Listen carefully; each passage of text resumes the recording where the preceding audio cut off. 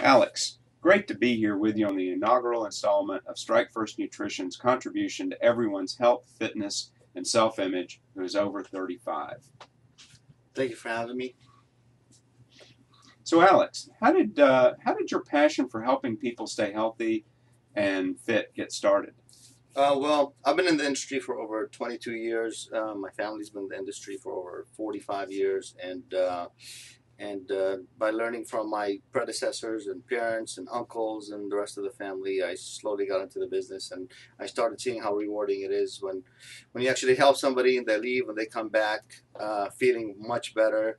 And they thank you, and they keep coming, and they trust you, and it builds a relationship, and you get to know about people. And from there, I started studying and researching the industry a lot more because a lot of people are suffering from side effects from drugs, and everybody's looking for other solutions and answers to their lifestyle getting better. And from this point on, or that point on, I started studying and researching more until 22 years later, I had gathered enough knowledge to be able to help enough people. Okay.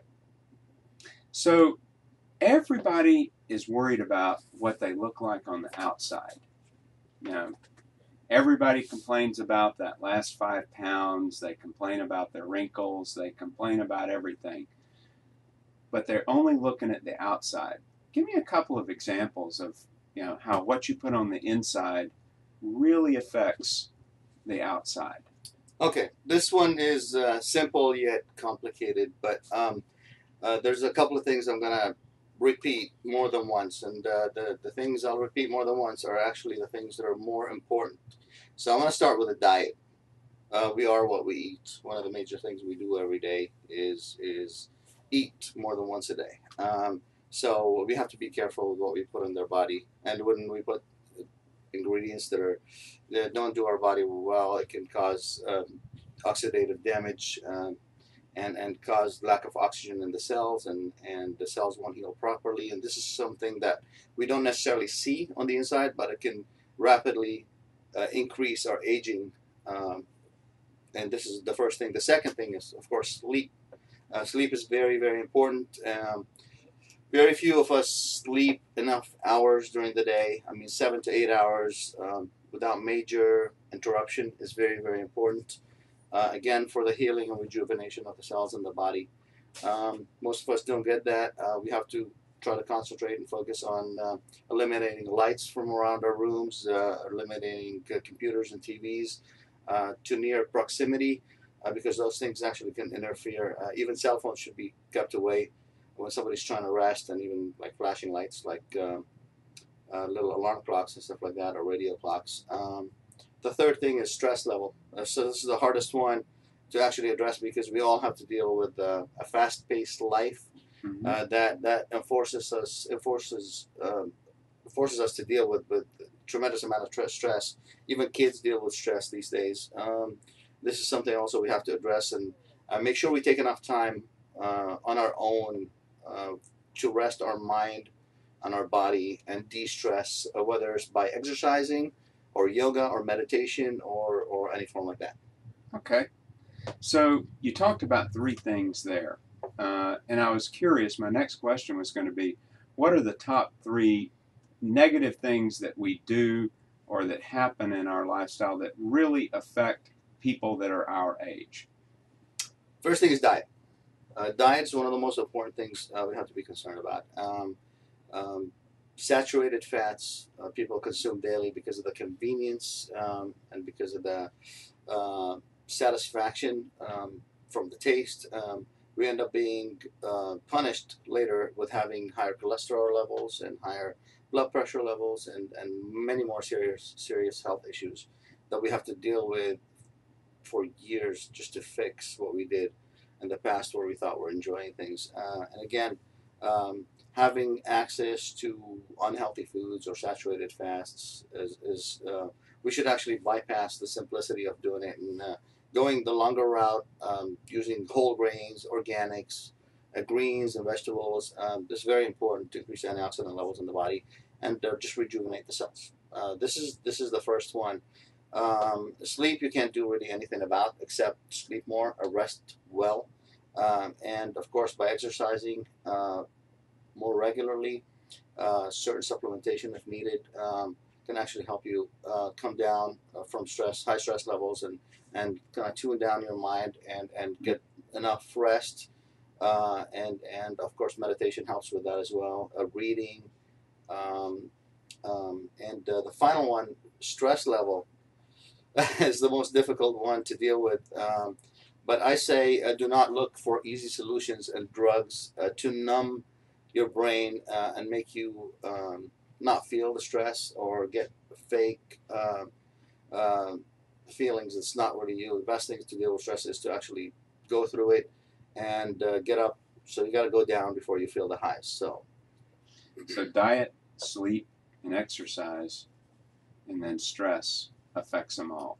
absolutely.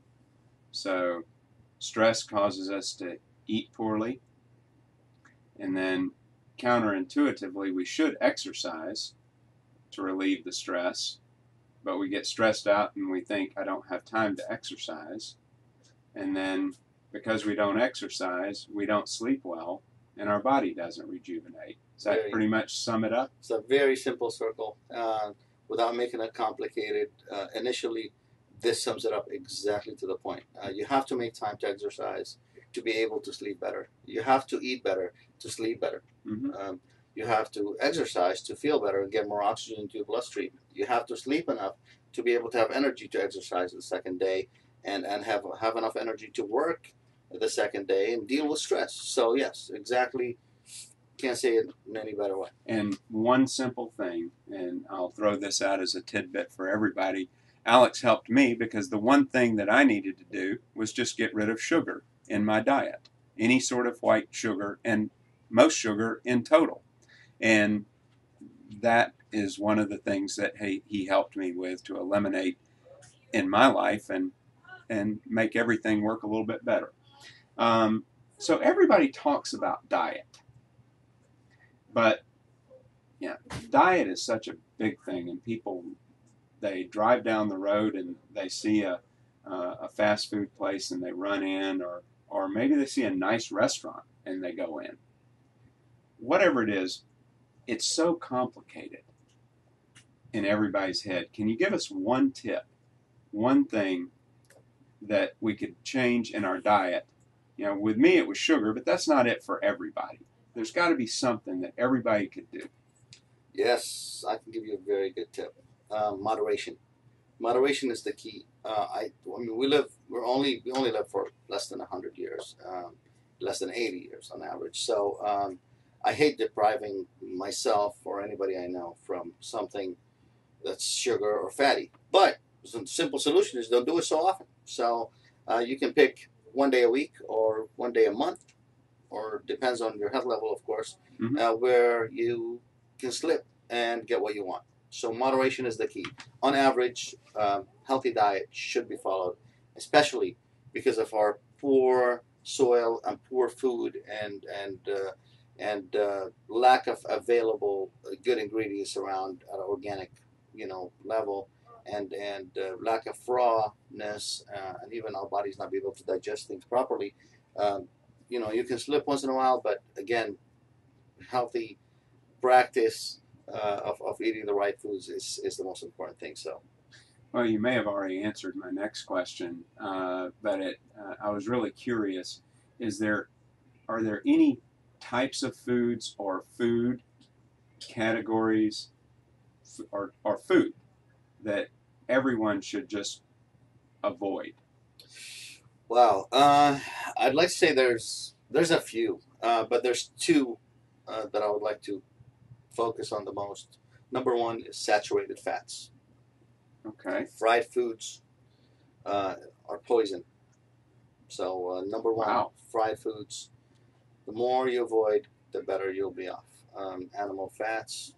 The second thing is sugar. Sugar is the worst drug ever developed. It's the most addictive drug, and it causes so much damage to the body that links takes us back to the second question, where what you don't see on the inside and how much damage it can do to the outside. Sugar can cause so much damage on the inside that you will not see right away. One of the first or second things to avoid, So fried foods, fats like and sugars. Yeah. Well, and it is amazing when I started looking at what they add sugar to. It just floored me. The other day, I was buying spaghetti sauce. Well, you don't need to put sugar in there. Tomatoes sweeten it. True. But in 90% of the pasta sauces that I picked up in the grocery store, sugar was an added ingredient. So your point to the addiction, there could be something to that. Exactly, and people won't buy it if the sugar is taken out because it won't taste as good. The truth is that if you quit sugar for 6 months, you'll feel that you will never require it, whether it's in a food or in a sweet or a dessert or even a fruit. You won't crave it as much if you don't eat it as much. Sugar should not be the main part of your diet at all. Okay, now I'm very fortunate. I don't have to take any prescription drugs, but there's a lot of people in my generation who are on multiple prescription drugs, and they're necessary for them, some of them, of course, for their continued health. But when I hear all the side effects, there's got to be some sort of supplementation that could help you get rid of the bad side effects, or maybe help you flush them out of your system. I don't know. Have you researched that? Absolutely. I've researched this for over 22 years. Again, I've been working with clients on a one-to-one basis, and what I learned is we're all individuals. So I will never, ever recommend one thing for everybody as, hey, this is the product that has all the cures and solutions for your needs. It's just not true. When it comes to prescriptions, prescription medications and drugs are very, very important in some cases. Please avoid it until the last. It's got to be the last resort. So we can actually fix most of problems with proper nutrition and a healthy lifestyle. Unless you're already ill and you require certain drugs to survive. Again, please look up the side effects of every individual drug before you take it. And I usually deal with people on one-to-one basis to find out what they're taking, if this is really necessary. And in most cases it is. Some cases one drug leads to another. So you might end up starting with taking, one or two necessary drugs to stay alive, or for your heart to beat, or for you to be sane. And then all of a sudden you have 6 side effects like indigestion, like headaches, and then all of a sudden you're going back to your doctor and like, give me another drug for this and another drug for that. And this is how the cycle starts. So again, keep it to a minimal and to a necessity, and that's how I deal with this. Okay. So you and I are believers in the natural supplements, homeopathics. That's really the right way to go. Is there anything that people in our generation should be looking at as a possibility that they should at least be considering to help them maintain their youth?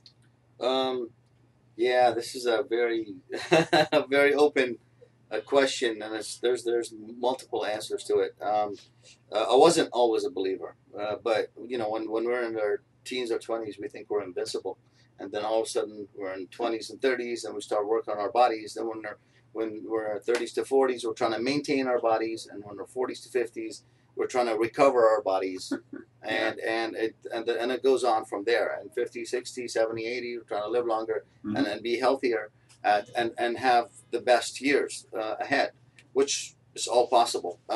Is there one answer? No. Is there one thing I recommend? Yes, for every person, depending on the situation. And in the next few video series we're going to be launching, we're going to address more single subjects where people can actually relate to. And again, it's all based on my past experience and research, and working with people as well in the past few years, over 2 decades. And we'll be able to address one thing at a time, and hopefully we'll be able to help people on an individual basis, and people will be able to relate with us based on one-to-one almost, and we'll be able Okay. to answer more direct questions based on that person as an individual. For example, men, for example, women, or somebody over 35, or anti-aging, or energy, or stress, or any of these subjects. We'll be addressing one at a time, hopefully in the next few series of videos. Okay. Um, I won't try too much harder on that. I won't push you too much. We'll look forward to the next series. But how should we go about deciding what are the best supplements for us? It's very, very simple. Do not be confused and overwhelmed by everything around, and do enough research on your own, of course. Do not listen to biased. So bias is basically when somebody makes a product and they recommend it. So always look for a source like a Wikipedia, or an outside source that only does research, and they recommend outside products. This is what I've followed for years, and this is what I like to make people understand, that empower yourself, and I'm here also to empower you with knowledge and help you make your own decision on what's best for you. So I will not be making any decisions for you. Your doctor will not be making any decision for you. Your cousin will not. You will be making your own decisions based on your power, your self-empowerment, on how your own body works, and you're going to listen to your body, and you're going to tell your body, and you're going to address your body to what it needs. And of course, it's we will go over more details later, but it all goes to the basic, most important three things we talked about. So you slowly adjust those things and fix your diet and sleep and stress patterns and exercise, lifestyle a little bit, and then less things will be required from there, and it'll all go from there. Okay. Last question. Can you at least tell us what's on the agenda for the next in the series? Yes. Growth hormone, human growth hormone, is the next subject we're going to be talking about, for 35 and over. It's actually been used even on children that are not growing at a normal rate, and it's been used actually in people in all ages to battle autoimmune diseases like HIV. And it's been used by the medical community. It's been used by athletes. It's been used by famous stars and actors and actresses, and this is something we're going to have a very nice discussion about, and we're going to answer a lot of questions, individual questions actually, that have been asked to me by a lot of my clients in the past, and again, of all ages. So we'll be addressing this a little bit more details and helping everybody find out if this is something they might need or not. Okay. Well, thanks, Alex. You're welcome. It's been very informative.